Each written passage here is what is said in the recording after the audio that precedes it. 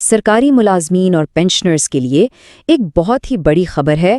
حکومت کے ساتھ ایک اہم معاہدے پر عمل درآمد کا وقت لگتا ہے کہ اب آ گیا ہے۔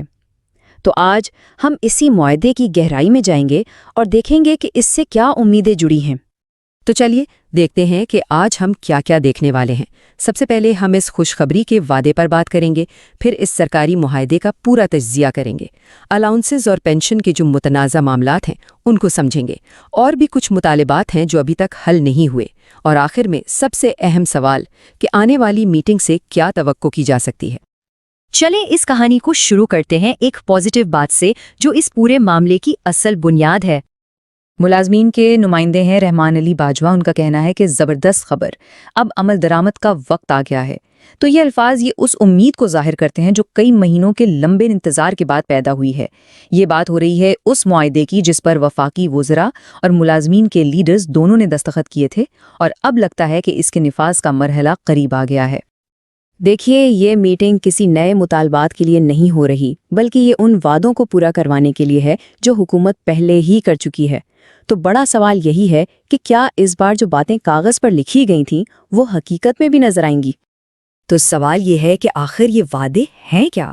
اس کو سمجھنے کے لیے آئیے ذرا اس سرکاری دستاویز کو دیکھتے ہیں جو اس پوری صورتحال کے مرکز میں ہے۔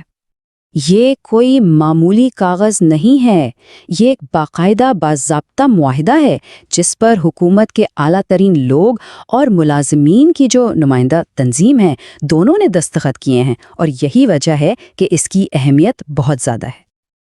اور یہاں اہم نقطہ یہ ہے کہ ملازمین حکومت کو اس کے اپنے ہی کیے ہوئے وعدے یاد دلا رہے ہیں۔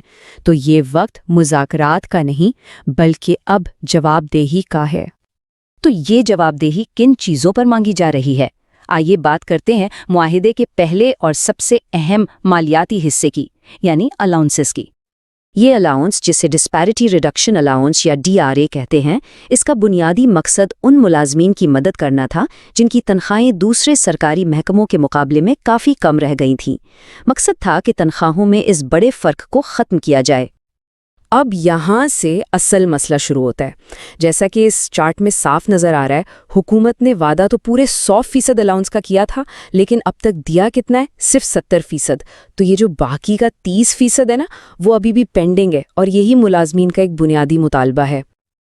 اور بات صرف DRA کی نہیں، اس کے علاوہ دوسرے بنیادی الاؤنسز جیسے کہ ہاؤس رینٹ، میڈیکل اور کنوینئنس، ان میں بھی 100% اضافے کا وعدہ کیا گیا تھا، لیکن اس پر بھی ابھی تک عمل درآمد ہونا باقی ہے۔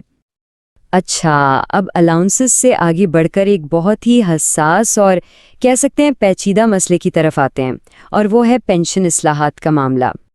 اس فرق کو سمجھنا بہت ہی ضروری ہے۔ دیکھیں، پرانے قانون میں کیا ہوتا تھا کہ پینشن پر جو سالانہ اضافہ ملتا تھا وہ ہر سال بڑھتی ہوئی رقم پر لگتا تھا، مطلب پینشن بڑھتی رہتی تھی۔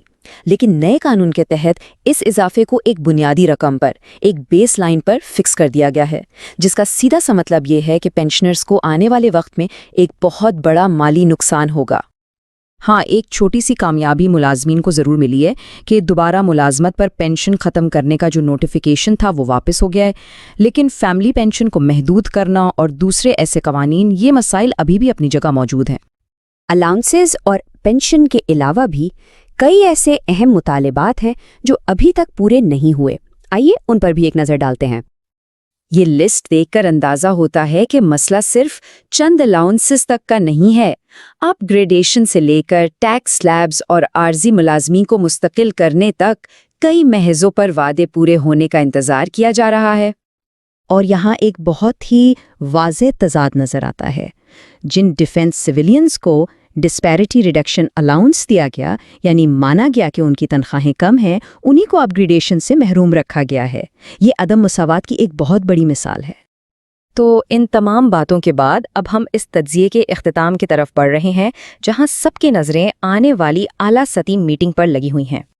6 مہینے، پورے 6 مہینوں کے لمبے انتظار کے بعد یہ میٹنگ جواب دہی کا ایک بہت نازک لمحہ ہے۔